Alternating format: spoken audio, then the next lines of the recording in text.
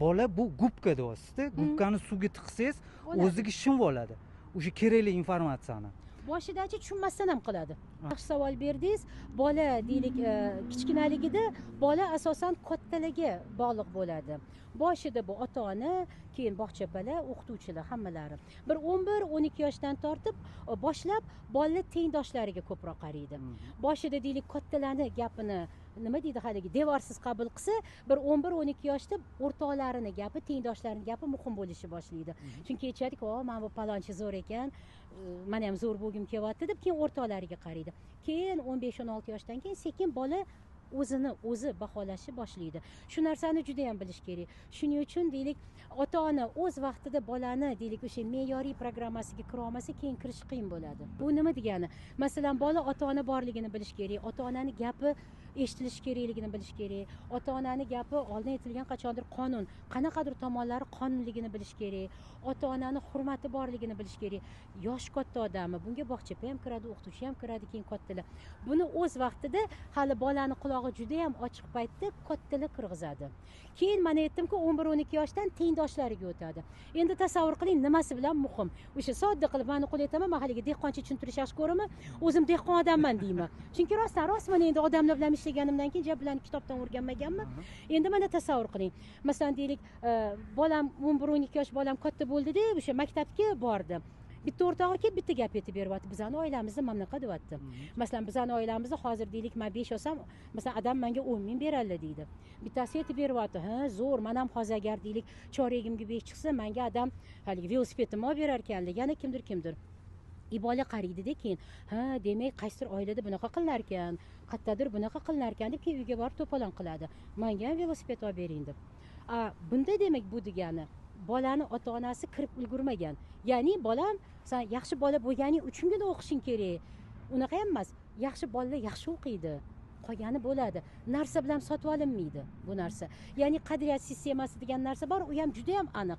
Agar qadriyatni bo'linsak, men o'zim 4 xil qadriyatni birlashtirganman.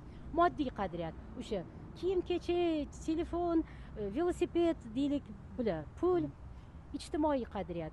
Ya'ni o'sha odamni hurmat qilsin sani boshqa, ilm qadriyati, aql bo'lish kerak va ma'naviy qadriyat deymiz, iymon, insof, hammasi shunga kiradi.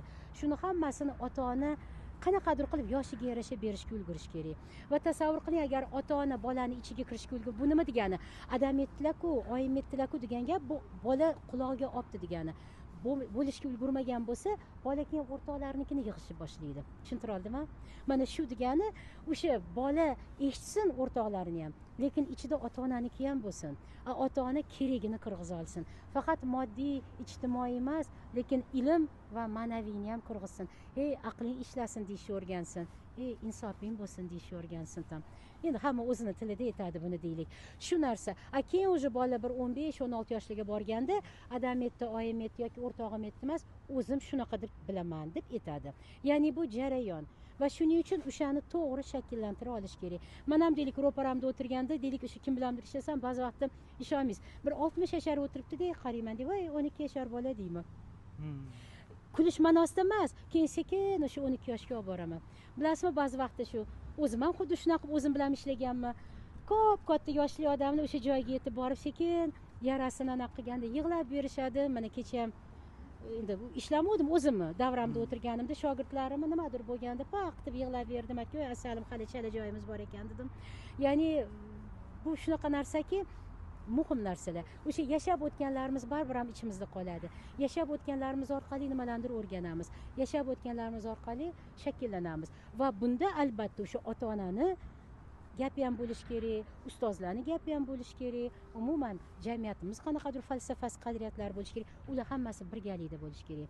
Faqat o'sha aytmoqchi bo'lgan gapim, tashqaridan keladigan narsa bolani sindirmasligi kerak. Va shu joyi psixologiya deyman. Ya'ni bolani o'zining tug'ma faktori bor, uni o'zining tug'ma temperamenti bor. Tug'ma yosh davrini yosh o'zini ola oladigan narsasi bor, ola olmaydigan narsasi bor. Ba'zi vaqtda deylik, kichkina bolaga bir 15-16 yashar bolani gapi gapiriladi, bola ko'tara olmaydi. Keyin doktorga olib boriladi, bolam siyib qo'yyapti, bolam nimagadir yaxshi gapirmayapti. Bola deylik 2 gram asab sistemasi ishlash kerak bo'lgan joyda 6 gram ishladi. Bolada -4 bo'ldi. u yig'ilib keyin bolani asab sistemasi ketadi. Bola birdan kasal bo'lmaydi, katta ham kichkina ham. O'zi tanamiz keyin eng oxirida kasal bo'ladi. Oldin charchaymiz, keyin deylik asabimiz buziladi, kayfiyatimiz buziladi, keyin yig'ilib qaysi qismimiz ko'p ishlatilayotganiga qarab yoki ishlatilmayotganiga qarab o'sha tanani o'sha qismi keyin sekin kasallanishi boshlanadi. Psixosomatika deyiladi bu yo'nalish.